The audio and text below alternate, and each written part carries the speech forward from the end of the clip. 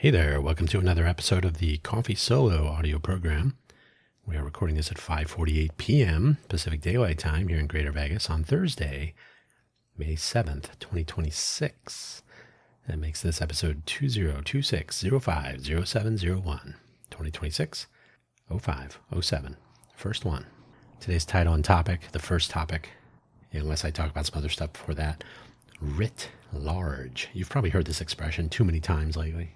It's getting to be overly popular, but it's misused. And it's annoying because I think people are using it to be cool and trendy, but they don't know that it does not mean the same thing as at large. But we'll get to that in a second. If you're not familiar with the Coffee Solo audio program, there's no schedule. There's no topic constraint. Talk about anything, anytime. I actually wrote this episode, well, what I've written of it. There is more written than not written, I suppose you could say, was on the 3rd, May 3rd. And the past couple days, I was supposed to go to the High Def, I think it's called the High Def Show, High Def Expo, HD Expo, whatever it is. It's actually a design show aimed at hospitality, like hotels. So I was supposed to go to that show, but instead I had some sinus headaches. Those are not debilitating, but they're right in the middle of the day, and that was killing me. Monday, Tuesday, Wednesday. I'm like, And then my left knee, remember my knee story from last May, end of May. So we're coming up on a year. My ankle is pretty much back to normal. That was the injury part, but my knee had always been sort of stiff. And I'll tell you what it is, if you're curious. My quadricep muscles are too tight, and they pull my knee just out of place. So it makes it very weird to walk upstairs. Not weird, but painful. But it's a weird situation because my knee is not, it doesn't hurt inside the joint. The meniscus is fine, no ACL issues. It is literally pulling my knee, though, out of place. So for the past couple of days, it's been hurting. And if I walk for more than 45 minutes, because I usually try to get outside and walk, just get a little fresh air, 45 minutes, basically okay. But then for the rest of the day, it's shot, like kind of limping around and whatnot. And again, it's not inside the joint. So I was like, if I go to this trade show, I'm going to be able to walk across the parking lot, get my badge on the first day, and then what? I'll be sitting like, I can't really move so easily. So I kind of figured, we'll see how Wednesday, and then we'll see how Thursday. So I kind of rejiggered everything to try to figure out when I was going to do what, if I was going to go down there, etc. And then it occurred to me, because I was like, why do I want to go to the show? And that will be the topic for tomorrow's, Friday's, May 8th's episode of Cafe Genius Impresario. So it was an effective use of time to not go. And of course, I'm hoping my knee will get better with some light duty lately. Maybe. Anyway, writ large. Why am I saying that? Because people misuse it all the time. And writ large literally means written large. So people think it means at large, which means everybody, or a large, the general public, the general group. So we'll get to that in a second. And there's some other stuff. So hopefully wherever you found this audio program, you're able to locate the episode description, which contains the show notes, including a brief summary. And then the show links, including the three usual links if you are not listening to this on Ko-fi.com. 2 if you are. And then the link to a very useful website page. I think it's a page. large.fyi. We'll get to that in a second. So here's the summary. So sometimes I don't write these out ahead of time, but here I've chosen the topic and everything because it was 3 days ago when I jotted these things down. With more people commenting on events of all kinds without much in the way of information, but wanting to get those sweet, sweet views may lead to excessive creativity. That is not grammatically correct. I'm going to have to fix that, but not right now. The links, as usual, this episode is first available at Ko-fi.com/DanHugo/posts. So wherever you have found this audio program, it is first visible on Ko-fi.com, and that's why it's Coffee Solo. That's where the name came from. The homepage is not branded with Coffee Solo. It's just my personal vanity site, danhugo.com. There will be a whole section. And I put in the Buy Me an Update audio program that I was going to start rolling out some web design changes. So that's still happening. But because I moved a bunch of stuff around and then I had to move it around again with the going to this trade show or not. Yeah, there's always something. Always something. The profile page linking everything, www.buymeacoffee.com/danhugo. And if you visit, and that's just a free-form links page, it has links to all of my audio programs. It has links to various projects I'm working on.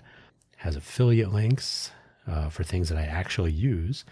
And it has some biographical information at the top. And at the posts section, which is linked a couple of times on that page, at the top, in the body of the links, buymeacoffee.com/danhugo/posts, kind of similar to this Ko-fi.com layout. You will find Monday morning episodes of Buy Me an Update, also named for where it used to be published exclusively, but now Buy Me an Update is available first at buymeacoffee.com/danhugo/posts, and then it is available in the other usual places. Where do you find these things? They're all linked from buymeacoffee.com/danhugo, and you do not need to spend any money, so don't worry about that. If you want to, great. If not, it's okay. How do I do all of this for free? The answer is simple. Volume. That's a Saturday Night Live joke. Okay, so then the episode link, large.fyi. I have it open here so I can say literally and figuratively. That's another pair that people misuse all the time so much that they just became the same thing, which is dumb. But so literally and figuratively, the page title, the page title is a brief explainer on two commonly confused phrases. So the header title, so the H1 text at the top, writ or at large. People confuse the phrases writ large and at large. Here is the difference. Writ large usually means prominent or obvious, like written large. At large usually means in general. There you go. And then it goes on with dictionary definitions and some other usage. And the escaped prisoner is still at large. But you cannot say the escaped prisoner is still writ large. What you could say is there's a sign that says writ large. The escaped prisoner is still at large. Yeah, these things are silly. The misuse of these. But I'm finding people are using these more and more often incorrectly. I have an audiobook from a PhD author.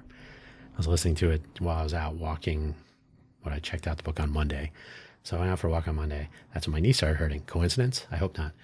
And so the author was speaking of Gen Z, for example. So Gen Z writ large. And as I was walking along, I said, oh my God, are you kidding me? Give the PhD back. And it's read by the author. So this is the actual author of the book. So I know the credentials, right? Gen Z writ large. Should have been at large. So it doesn't, I don't know what to make of it. Some very intelligent people, your typical YouTubers, the full spectrum, are getting this wrong. And I don't know what's going on with that, other than people glom onto a phrase and they never actually look into it. It sounds right. It sounds like at large. It must mean the same thing. These are, I mean, it's just common. The spread, it's like the telephone game, right? Not quite, because there's little modifications because it's a short phrase or something. But yeah, people just adapt what they hear into their own conversations. And they don't bother to look up what the meanings are. And that's what that is. It's annoying because it's such a simple thing. But the thing that's bothersome to me is the fact that people do not check. They don't check the fact. They don't check the use of the word, the definition. They don't see what it actually means to say this. They just use it because they like the way it sounds or whatnot. And my concern is, as we move to the new media era, that we'll just take everybody's word for it that what they're saying is correct, right? So what if we mixed up, if you saw the movie Arrival, the alien one, not the Charlie Sheen one, the alien linguistics Arrival. At one point, what's Amy Adams, right? she's saying, she's telling, what's his name? Totally spacing on his name.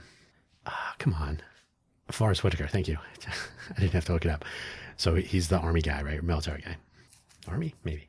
Explain to me.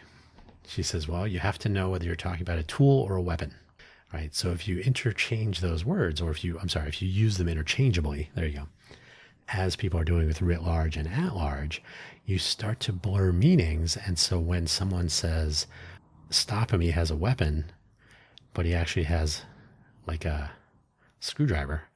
Okay, technically you can use the tool as a weapon, but maybe he's also assembling an IKEA shelf, and he's got, it's not really a screwdriver so much as a Allen wrench or whatever, right? So being able to discern specific meanings from specific words rather than just mashing them together is important when you're trying to tell people what happens, because in the age of the whatever it is we have now, that will spread. And if you use the wrong words, people will share the wrong meanings.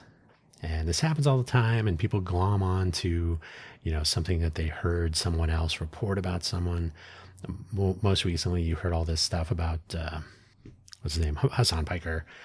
So they have 3 examples, and hopefully the casual consumer of this reporting will say, oh yeah, I've heard him talk about those things, and he addresses them if you ask him about it. But they don't ask the questions, they just talk about it as if it's a fact. I'm not really here to advocate for Hassan Piker, but this was just a high profile example where the reporting is more about the other reporting rather than actually getting to the bottom and investigating.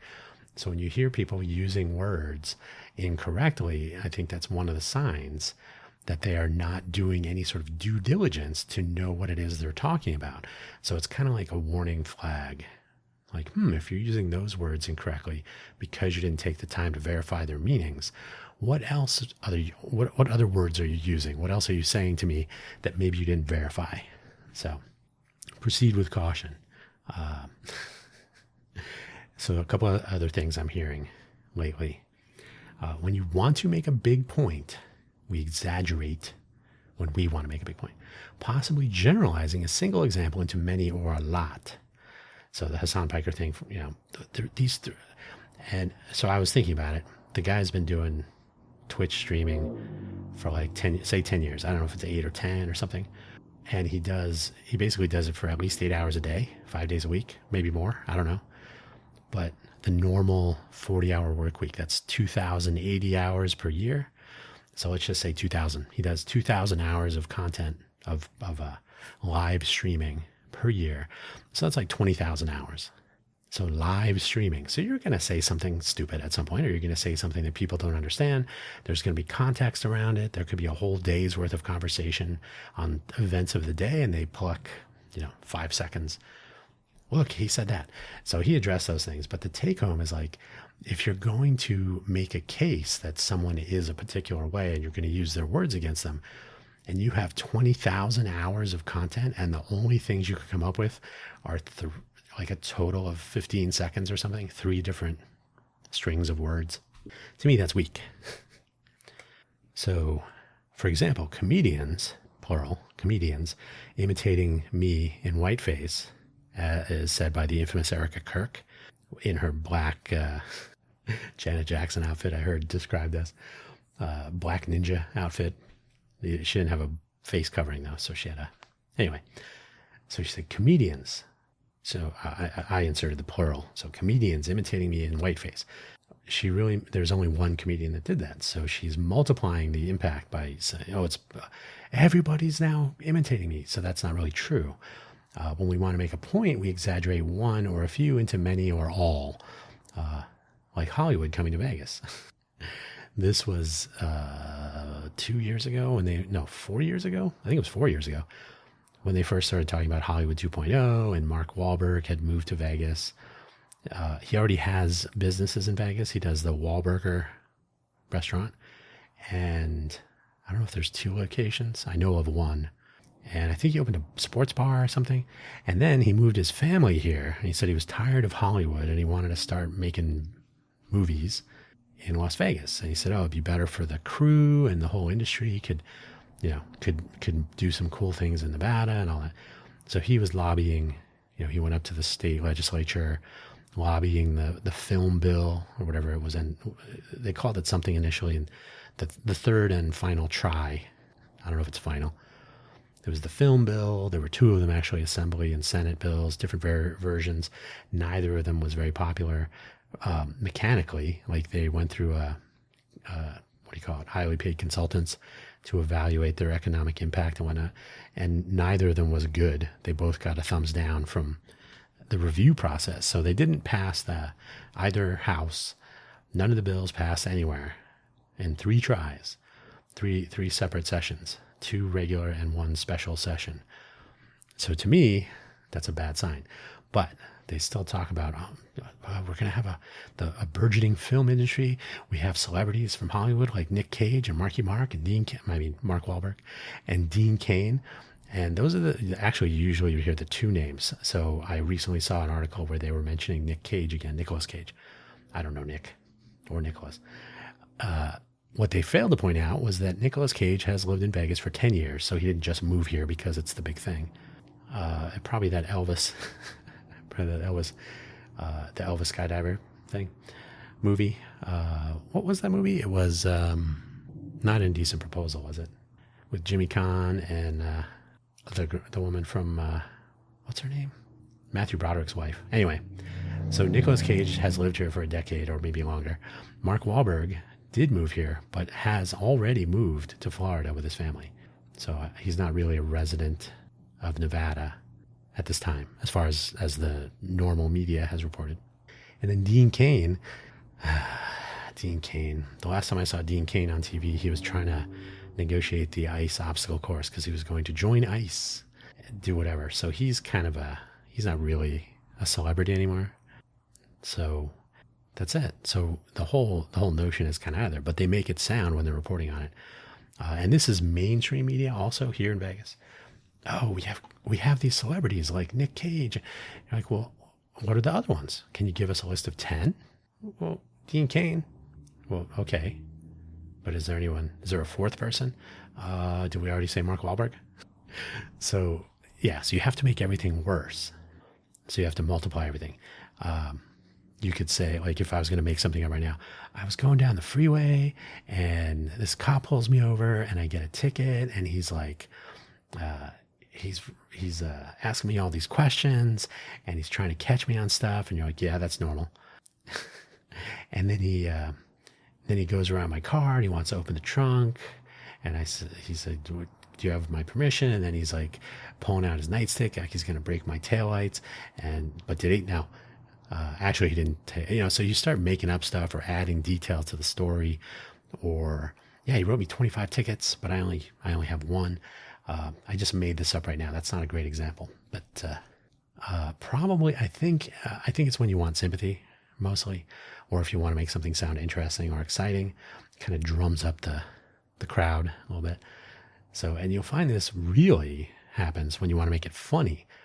And we add more on top. So comedians do this with bits, which I thought was kind of garbage about the Hassan Minhaj deal when he was going to be the host of The Daily Show. But then somebody was like, hey, you told this story about how you were discriminated against and the prom date with the family and this and that. And it turns out it wasn't really true. And you're like, yeah, but he is a comedian. He was doing a bit on stage and he wanted to make a point, but also make it funny. So that's like the job. It's like, that didn't really happen. Yeah, but it was funny. It would be like also attacking, I always forget his name. What's his name? He does like one-liner. I'm going to pause and look it up. All right. Yeah. Anthony Jeselnik. I don't know why I did not. I always blank on his name. That'd be like pulling up Anthony Jeselnik and saying, is every single thing you encounter in life so dark and miserable, and yet you somehow try to make it funny? You could say the same of Daniel Tosh too, right? Some of the stuff he comes out with, you're like, I hope that's not true. So comedians do this as a matter of course. They'll exaggerate, they'll add a few things. So you'll hear a comedian, like in my police example, which was poorly conceived and definitely contrived. And then he was jumping up and down on the hood and yelling at me. And I'm like, hey, I see some coffee food truck going by you. Like, you start adding details to kind of roll with the humor. And so you're forcing people to create a mental image, and you're just making it funnier than it probably was, because you have to make things funny. So yeah, there's exaggeration for sympathy or for views, or there's exaggeration for the sake of humor. And I think exaggeration for humor is usually a little bit more obvious. Like, we're literally adding on stuff. And as luck would have it, if you do find the white-faced comedian that Erica Kirk was referring to,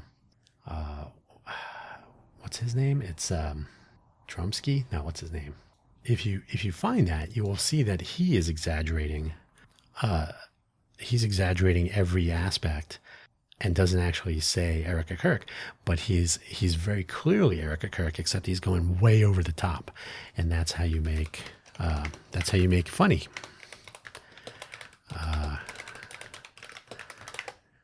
Drewski. How did I forget that?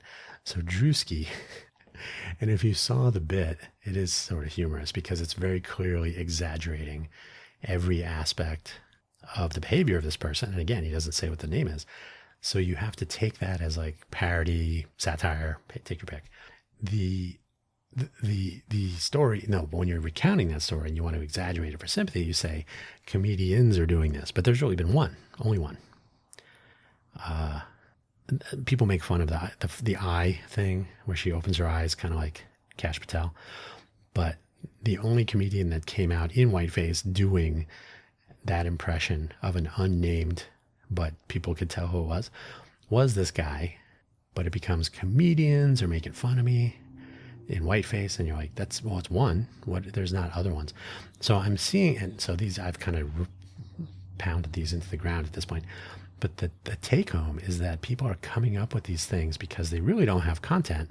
They don't have story. They don't have news reporting. They don't have legitimate coverage of things. They haven't done any deep dives or investigative reporting. So they have to try to make the maximal impression. Comedians aren't doing all that stuff. They just want to be funny. But in order to make things more exciting, you have to amplify them. So I think we're seeing this more and more. But I have to, again, we're seeing this also in the mainstream media. We have to make sure that we're using the same words. We're referring to the same celebrities. There's so many celebrities in Vegas that have moved here for this new opportunity. Which one? Oh, don't forget, Penn and Teller. Yeah, they've always lived here. Well, what about Chef Bobby Flay? What is that? No, nobody can come up with names of these celebrities that were clamoring to be in Vegas for movie production. So I don't even know if that's going to happen at all. They're supposedly building. I don't even know if the studio and sort of corporate headquarter facilities that they were going to build in Summerlin are for companies that exist anymore. If they got bought out, I don't know if Time Warner was one of them, or Warner Discovery, or whatever that was. And I don't know if Sony was in on that. But the landscape has changed so quickly. And the other problem is there are a lot of places they could go. So they had to pick, right? Which place is going to give us the best incentives. So news reporting now is still mentioning these celebrities as if there's dozens or hundreds lined up, and it's not even clear that any of this is ever going to happen. And welcome to Vegas. I guess you can wager on it. That would be cool. We run into huge problems when these little augmentations become the story people remember, though. And that's where you get into, I think, real trouble. Is you start remembering, all these people that were doing all these things. And you're like, no, it was one person did one thing. It's problematic, but it's become the norm. And it's just something that's been bothering me. And it's just like writ large, at large. Like, if you want to talk big, you say writ large. But if you want to talk everybody, you say at large. But people mix that up because they don't know what they're talking about. And it's a simple thing. But again, a little red flag waving. And there's another thing, and this is actually even more problematic. And once again, it is a failure of understanding of words and what they mean. Somewhat related, I think, is the notion of proof or proves. Finally, proof that the Hat is the best pastrami restaurant now that one opened in Southwest Vegas. Like, no, that's not proof. That doesn't prove anything, actually. This one movie proves that this actor was the best actor. No, it doesn't. No, that's one movie. That doesn't actually prove anything. So I'm in Vegas. So I use this example, so the one I actually wrote down. Hitting a point on a come out roll playing craps proves that you can win playing craps. No, it does not. It only proves that you won that roll, or you actually didn't win so much as you got paid. If you had a bet, well, actually, if the what is it? If the point was, is that what I said? Yeah, you hit the point. So if you had a 6, for example, you roll the 6. The point is 6 on the pass line. So the pass line bet is for 6, and then you roll another 6. Like, oh, this proves it. This person knows how to roll and hit points. And you're like, no, it doesn't actually. He knows how to roll dice. He keeps them on the table. That's about it. So people are very quick to jump to legitimizing points, not craps points, legitimizing notions with proof positive that this is true. And it's sort of malpractice at that point if you're going to be reporting things, because it's not proof at all. People don't know, they don't know how evidence works, or they don't know how logic works, perhaps. It proves the math works when you hit that second point, because you get paid 6 to 5, I think it is. 6 to 5, 3 to 2, 2 to 1 for the 6 and the 8. Anyway, it's been a long time. So yeah, actually rolling the dice doesn't prove anything other than if you roll them a bunch of times, you might be able to discern whether they are fair dice or if they're skewing a little bit. But that's your pit boss or your dealers or somebody on there. Who's the is it a pit boss that will check the dice, or because who runs the table? It's not the croupier, it's not the dealers, it's the guy. Who's the guy? The person. It's been too long. But anyway, that person can look at the dice, get the feel, and say, these don't look, they're shaved. These are not our dice. They've been sleight of hand replaced. So, okay, enough about ranting about people's use of language or misuse, as the case may be. I am not into mukbang eaters in general, except for one. I've kind of caught on to this one person. It's Beard Meats Food. Beard Meats Food. Meat is spelled with an A. Meats, MEATS. So Beard Meats Food. That's his YouTube channel and probably other things. His real name is Adam, and it turns out Adam is a ripped athlete in his spare time. So when you see him, and I don't understand how, like, Raina is crazy. Like, what's her name? Raina Huang? Is it Huang? Raina is the one I kind of knew about because a friend of mine in the Bay Area knew her some way, which I never met her or anything, but so he posted something a decade ago, or whenever it was. So a while ago. Oh, okay. Raina. And then she's in Vegas sometimes. Interesting. So I thought about reaching out to her to see if she would like to participate in something with food trucks here in Vegas when we were doing the Owners Association. That is a story I've told many times, but not on this show. One of these days. So she's nuts. She is crazy. The amount of food that she always looks the same. She, like, where's all that food going? If I eat a tenth of what she's eating, forget about it. So, and I'm sure everybody's saying that. So metabolism, or I don't want to know. I don't want to know. I don't want to know what's going on there. So Beard Meats Food is like a rugby player, I guess, or bodybuilder, or both. So when he's I don't know if he competes for weight training, but when he's in full form, he is fully ripped. So I don't know when he fits in his substantial eating events. So his whole YouTube channel is him just wandering around the world. Hey, you have the donut challenge, you have the bagel challenge, you have the pizza challenge, you have the, oh yeah, and then they describe it and they bring it out to his table, and sometimes it's just him setting up 2 or 3 cameras. Sometimes he's got a crew with him. It's been he's very personable, kind of enjoys. Sometimes he brings his sister or his wife, 2 different people. Or there have been other people. There have been his peers, other competitive food eaters. I'm not sure if he's competitive, like on a panel of food eaters, or if he just goes. He joins in with people every once in a while for his program. But I do find it fascinating because he is fairly personable, and he's a little bit goofy, and he seems to have more fun with it than others who make it a little bit more serious. I can't say I'm watching everybody, so who knows? But I do find it fascinating because the reason I included this in here is he could very easily not exaggerate and say, in fact, he has some video. I didn't see it. I just saw the title. It was 30,000 calories later. And he probably just means the end of a week, because he's putting down, 2 or 3 people's worth of food when he does these challenges. And they're usually under 60 minutes, under 30 minutes. You're like, how did you eat? He had a 72-ounce steak. It was 3 steaks that totaled 72 ounces. And mashed potatoes and something else. And like, that's a tremendous amount of very solid, heavy food in your stomach. He just puts it away, and then he asks for dessert, which is kind of funny, but I think it's because he needs to counter the protein with a small amount of sugar. So he'll get an ice cream or a piece of cheesecake or something. And that always gets a laugh, because you're like, how are you eating this stuff? And this reminds me of a story from college, which I'll tell you in a moment. But anyway, so he's the only eater person that I watch, mostly because I think he's a little bit more of a showman, and he's a little bit more goofy, and he seems to be friendly, and he's got this giant beard, hence the beard meets food, and it always gets messy, and he always has to like mop it up. So if he's drinking or eating like anything with a sauce or any sort of a milkshake or all over, there's a lot of crumbs, there's a lot of stuff. So there's always this toweling intermission. And so he just puts on a little show, and he seems nice and a little weird. And he does come to Vegas now and then. So I'm like, maybe I should try to figure out if he's going to be around and maybe try to run into him or something just to watch. I just think it would be interesting to see the whole production in person. So we'll see if that comes about.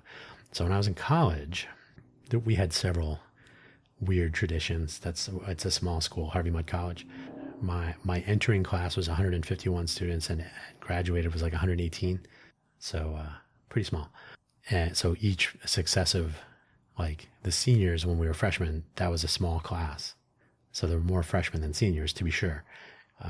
That's probably not unusual, but it's the entire student body was like 600 people or something like this. No, less. I think that was the charter maximum. So it was under 600. So small group. I lived in West Dorm, 88 students, dorm traditions. So one of them, and I cannot remember what the circumstances were. It was some sort of outdoor, dorm dinner. Yes, they called it the dorm dinner. And it was an opportunity for us to have not quite a barbecue outside, but just, hang out outside, play Frisbee. People like to shoot hockey pucks. There were all manner of speakers mounted outside. So there was music playing of some sort, a lot of Rush, but also a lot of Led Zeppelin, and occasionally some Enya. So it was kind of all over the place. So it would just be everybody hanging around. So the meal by tradition was to go to it was like the 49-cent hamburger stand or something. So you go in there and you order like 169 hamburgers or something like this. And the question each year was, are they going to make us order before or when we get there? Because you call them, say, hey, I would like to order for pickup 169 hamburgers. Or I think it was hamburgers, just because make sure everybody doesn't get stuck on the cheese part. And we could always go to the dining hall and get cheese if we really needed it, I guess. But I think it was hamburgers. It might have been cheeseburgers. I don't remember. So the year when I was dorm president, I call up, I need to order these. We're going to come and pick them up. And they're like, you're going to have to come down here and pay for them first, because that's a lot of hamburgers. But historically, if you do go down there without calling first, then they say, well, you really should call first. So that's what we're dealing with. So according to the tradition, after you place the order, and then we actually went, because it's going to take a while. So we went outside and went to a different restaurant and had something to eat there. And then it was about the right time. So we walked back over. Now, the standard joke is, can I also get a Diet Coke? And that gets a laugh, because it's usually just 2 people, 1 or 2 people. In our case, I think it was 3 people. We go down there, we're going to get the hamburgers. Can I get a Diet Coke? Oh, so you want 169 hamburgers and a Diet Coke. Haha. So we got to get a little laugh out of that. So as we're doing all this stuff, I ad-libbed at the last second. I go, these don't have pickles on them, do they? And the woman that was, I guess, the manager, she didn't have real eyebrows. They were penciled on, but those eyebrows went way up. She was like, get out of here. I think she knew I was kidding, but I think she also figured it just in case. She's like, no, get out of here. Don't ever come back. See, I just exaggerated it because she didn't say any of those things. But she did, her eyebrows did. She was like, what? You didn't say that. Something along those lines. I was, no, it's fine. I was just kidding. So we get back to the dorm and we're all having our hamburgers. I think it was like 169 because not everybody was going to be eating hamburgers. So usually that was the number. And of course you had to have a 69 in there somewhere. So yeah, good times, good times. That's as close as we've come to overindulging on food, I think. Good times. What else did I write here? Oh, so here's another thing that happens with people doing their own news reporting. And it's humorous for the time being. But as more and more people get their news from those who do not understand what they're talking about, you're going to get this sort of scenario. So there's a weird thing happening lately around the law. It could be federal, could be the particular state you're in. Maybe, I don't think it's city-based, but wherever. I can't remember if it's, well, I know California and New York are trying to drive this. So I'm not a lawyer, but I do know this.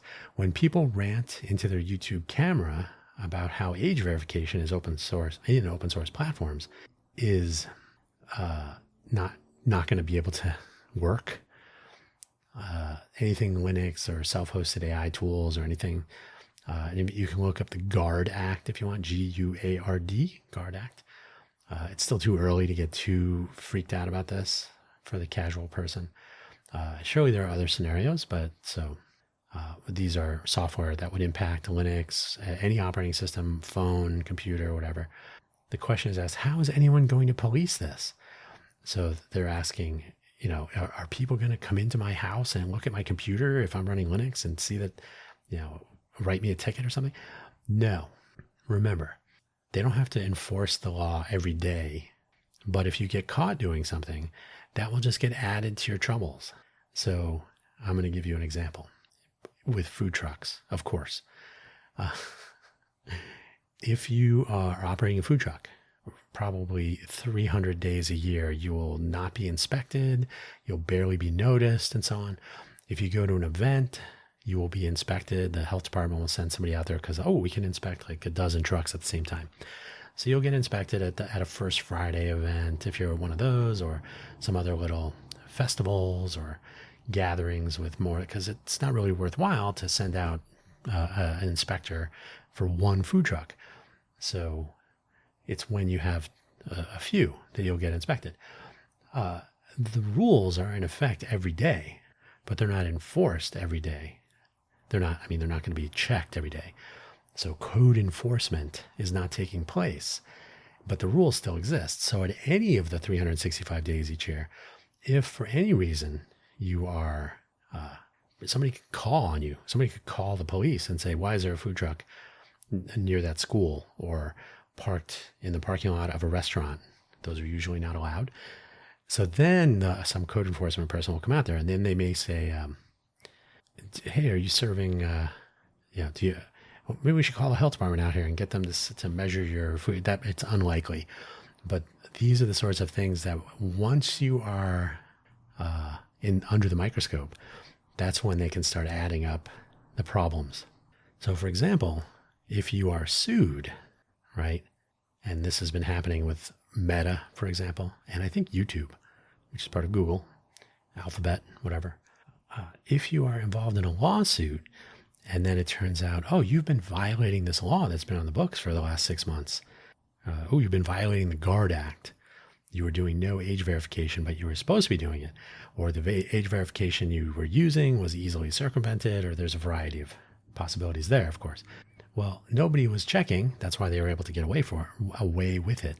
But when you are caught, when you're being sued, or there's some other issue and discovery starts happening, the discovery process may reveal this, or maybe if it's a criminal investigation. Maybe there will be some identification of these additional things. Oh, they weren't following the Guard Act either. So that's 40 million counts of violating the Guard Act or whatever it is. That's when these things become problematic if you are not adhering to these rules. So it's troubling to me, though, because the analysis is this usual, like, how are they ever going to do this?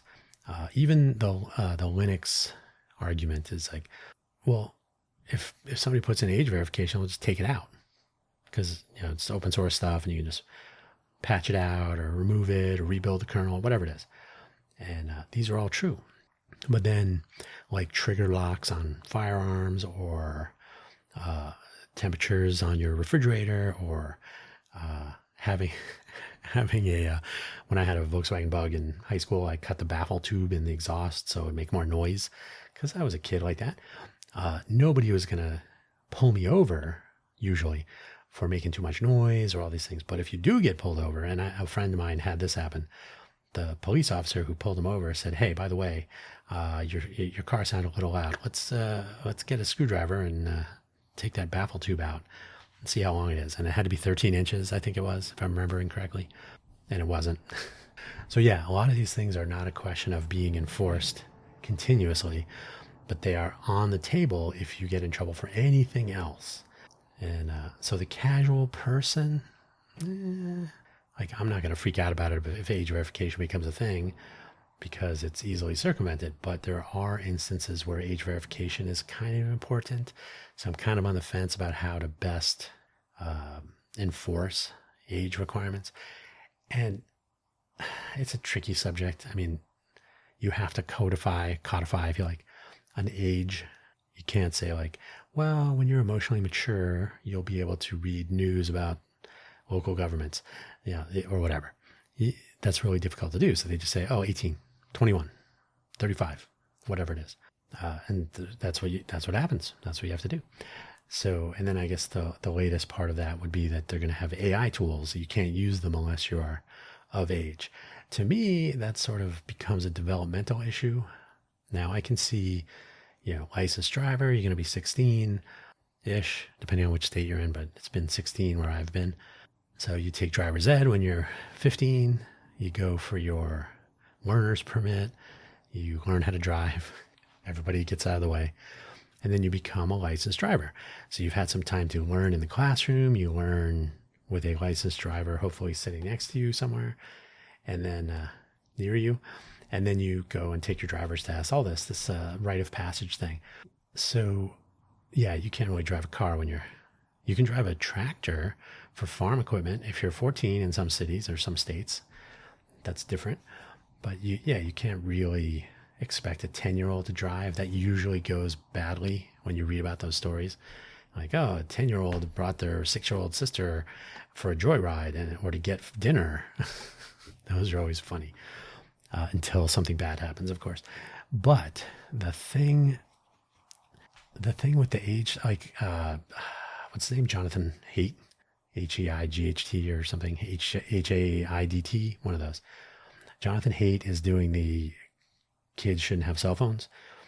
And I don't agree with that. I agree that kids should not be using social media BS, but the cell phone, kind of like a car, is a fact of life. Like accessing technology is something that should not be discouraged for this blanket reason.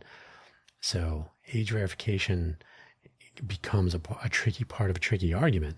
But I think that'd be like saying, oh, books are bad, burn them, and then throw the cell phones in there too. Like you are going to need to know how to use these resources, and becoming familiar with them is probably a good idea. Now, I think it is problematic that nowadays, Gen Z, definitely, they were born into the internet age. We Gen Xers had it thrust upon us later in life. I was in high school when I got my first modem. So I was venturing online a little bit, but I was really going to in-person, computer nerd groups and stuff. So that was like a 60-40 human online experience. By the time I got to college, we had on-campus internet connections because college campuses were basically connected. And then Obviously, I went to Silicon Valley, worked at companies like Netscape. So I was kind of all in. But if somebody said, oh, you cannot touch the internet until you are 18 or 16, which age are they throwing around? I mean, COPA is 13. The Child Online Privacy Protection Act is 13. And then there's another one that's I cannot remember the acronym for it, but so you're basically looking at 13, 14, 15, somewhere in there. Well, if you deny access to computers with mobile devices for the purposes of education until you're 18, put your phone in this bag and lock it up and whatever. And I'm not even going to get into the school shooter scenarios and how having a phone could save somebody's life and all this. That is probably production by the street. That is probably true. There's too many anecdotal accounts of final phone calls and other ridiculous, horrible things like this.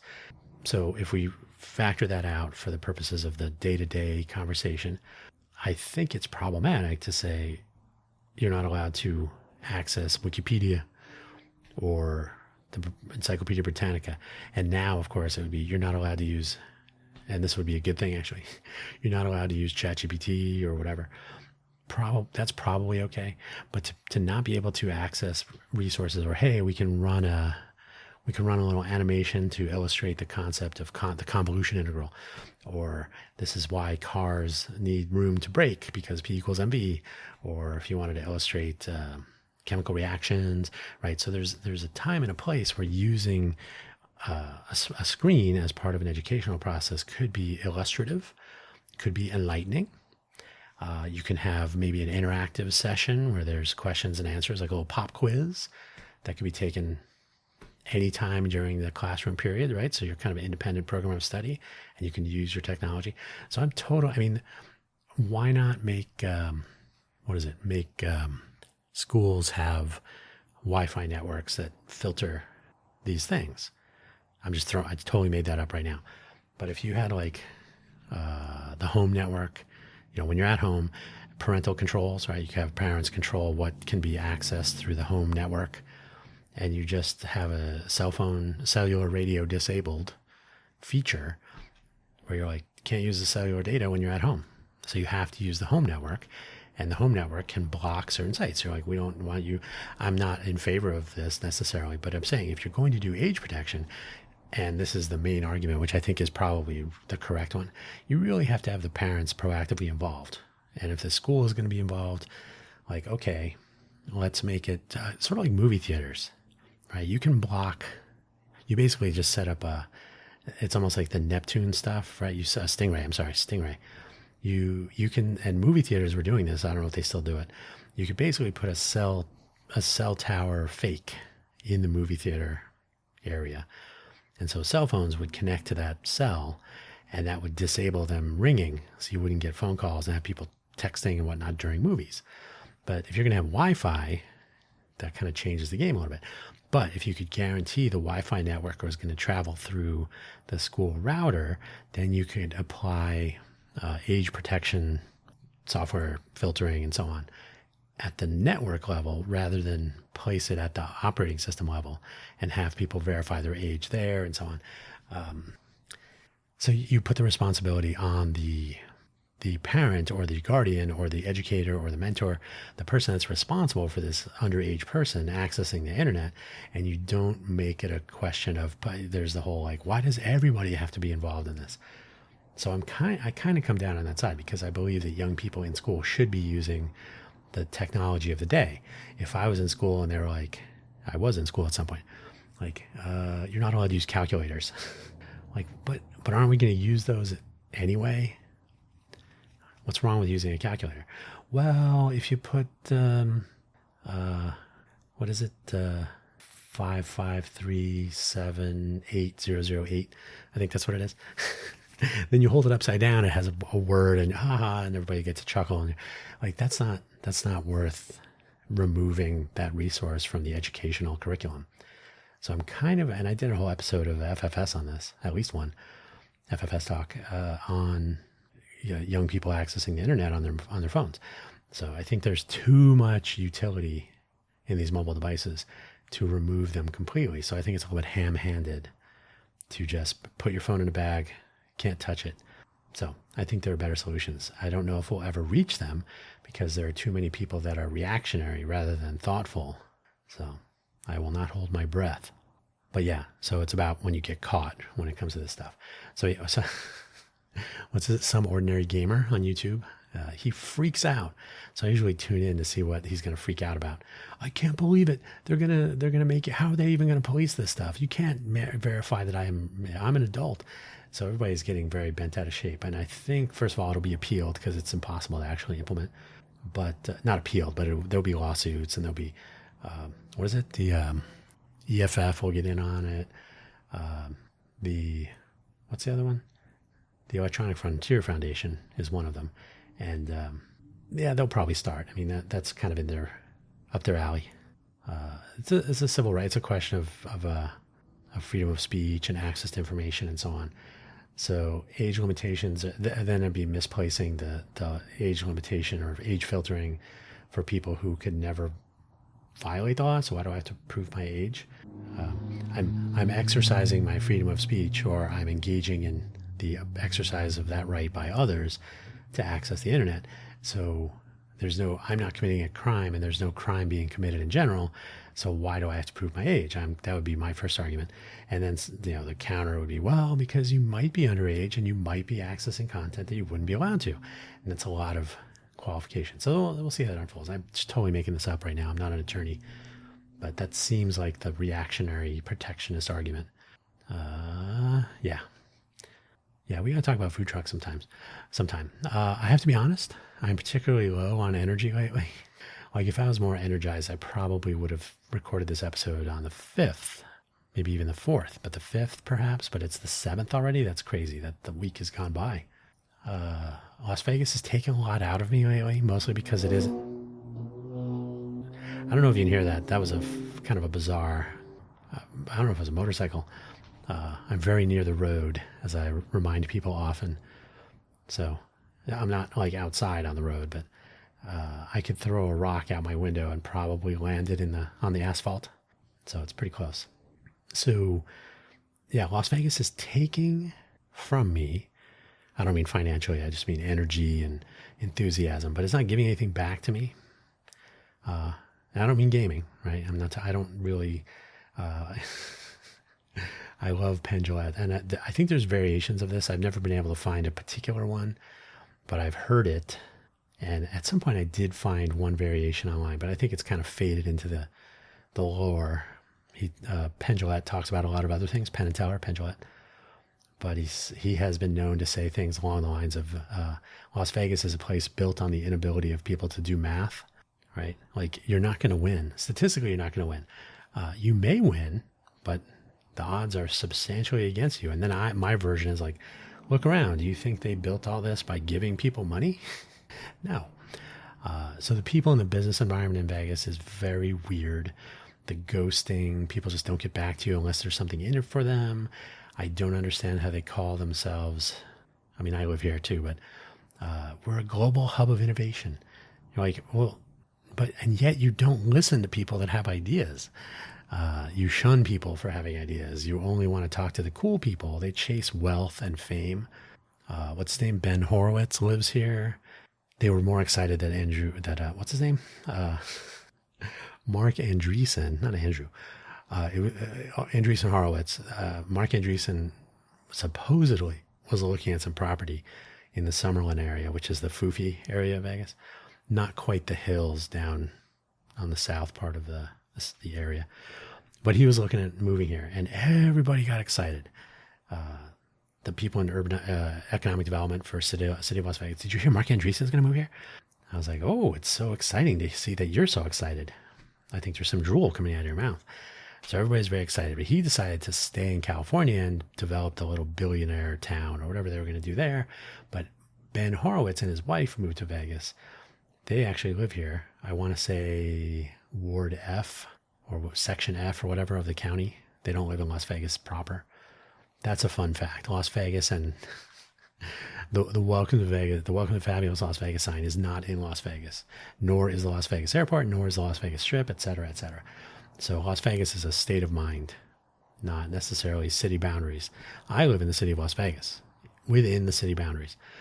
So, so Ben, Mr. Horowitz, lives in Clark County somewhere wealthy, and he and his wife donated Cybertrucks to the Las Vegas Metropolitan Police Department. I think it was like a dozen Cybertrucks. Yay. And then guess what Andreessen Horowitz is invested in? Flock cameras. So guess what? Guess who gifted a whole mess of flock cameras to the LVMPD, which means they're all over the county, because LVMPD they're kind of like a sheriff. They do countywide. They're paid by the unincorporated areas to do law enforcement. So yeah, we have flock cameras all over the place, and because they were a gift, they are not actually reported as assets of the city because there was no money spent on them. However they do the accounting and disclosure. So people with money, wealth, come on down. We love you. If you are Mark Wahlberg or Dean Cain, probably not quite as much, but you get the celebrity halo. So if you have money, halo. You got fame, halo. If you have money and fame, Mark Andreessen, he would have had 2 halos to put on that egg-shaped head of his. And in that case, whatever he says, people would be like, yeah, but Mark Andreessen said this. And you're like, yeah, but he doesn't live here. He doesn't care. So I'm seeing, it's very troublesome to me that this notion that this is going to be a big place for innovation, it's going to rival Silicon Valley, all these things they don't really mention out loud so often and so loud anymore. They're based on a fantasy, and that's frustrating to me because I have actual things that I think would be useful and could be tested in Vegas. 38 million people come to Vegas in 2025. That's a good crowd of people to try out some ideas with. Right? Hey, what do you think of this public transportation thing? What do you think of this language translation thing? Fun fact, Nevada, I think. The Nevada census, or the census, the government census, according to that data, and then whatever updates have been applied, English, Spanish, okay, top 2 languages, by enough margin so that those are the only 2 languages that they do any translations for officially. Tagalog, I think, is number 3, but it's not a close 3.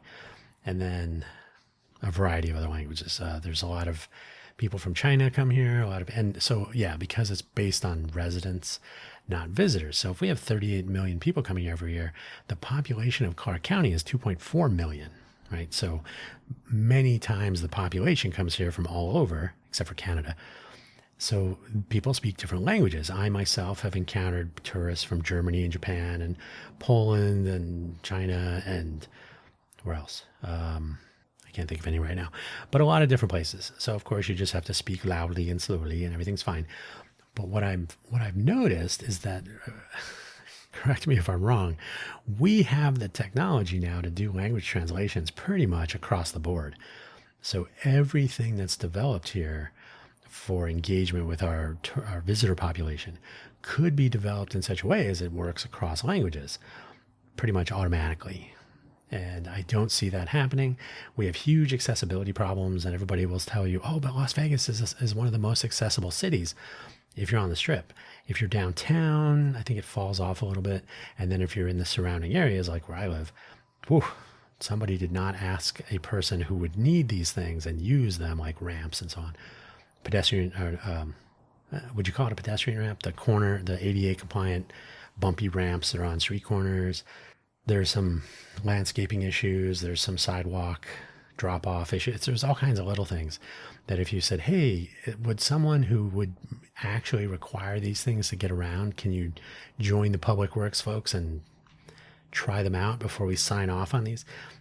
There are stretches that will go on for a quarter mile without not a quarter mile, maybe more of an eighth of a mile, maybe a quarter, maybe, where there's no driveway, there's no ramp, there's no nothing. You're on not a straightaway, a little windy. At least it's an improved sidewalk, so it's concrete, not asphalt. But you're rolling along. And every once in a while, especially if there was some construction nearby, there would be gravel or there would be other obstructions on the sidewalk, and there would be no way for someone in a wheelchair to roll off the sidewalk to go around it. So you're pretty much stuck. And then there, people here like to take a street sign that might be getting in their way for some reason. Hey, what's that thing trying to tell me? It's got information on it. I don't like it. Put it on the sidewalk. So they'll put these giant signs. They're spring loaded so that the wind doesn't take them. So the wind will blow the sign down and they'll spring back up. And it's got a big giant X-shaped footprint. And people will put those up on the sidewalk. Now, if you're in a wheelchair or a scooter or something, that's pretty much turn around and go back for where you came from. You're not getting by here. I've seen those. I usually try to move them out of the way if I encounter them because that's just rude. But here's the thing. We have the technology so that if there are obstructions that are not going to be like the gravel thing, that was part of some construction for a building. That was, that's the sidewalk in front of the building area. So there's going to be some construction detritus, and that's the way it is. So you could tell people, hey, by the way, if you're going to be traveling along here, other side of the street, probably better off, unobstructed, also has improved sidewalks. Okay. So if you tell someone that ahead of time, like a little Google Maps thing that has a feature where it's like, here's some obstructions if you need accessible pathways, problem kind of solved. We don't have that infrastructure. So I just think there's so many things that are possible here. But when you talk to people about such things, they're like, yeah. And you're not impressing me. Is there free food? I got to go get a snack. And they go away. So that's really drawing energy out of me lately. So that'll probably show up in my production values in the near term. But we'll see what happens. We're over an hour. Geez. I usually end with anything else, and I don't think there is. My voice was much better earlier in the day. So I'm kind of hit or miss lately. I haven't done the nasal fresh in about 5 days. I want to see what the cutoff is. Excuse me. I noticed it was doing pretty good every other day. And then I figured, let me try 3 days, every third day, a little bit better. And so that was only like the first 2 weeks. And then here we are. I'm like, okay, this was too long. Anyway, in case you're keeping track of that sort of thing, I think that's all I got for you. The world is going crazy right now. So I think keeping it local, looking out my window and seeing what's working and what isn't, is a little bit more a collection of achievable goals if I do want to affect change and have any impact around me. So that's kind of, but Las Vegas, again, doesn't really care. It thinks it does, but do you have any money? Are you famous? Those are the big two questions. So, yeah, I don't know. We'll see. We will see. I'm going to leave it there. Thanks for listening, as always. Don't forget to check out buymeacoffee.com/Dan Hugo for links to all of my other audio programs. And don't forget that Buy Me an Update comes out on Monday mornings. And all the other programs through the week. There might be something there that interests you. Who knows? That's all I got for you today. Thank you for listening. Take care.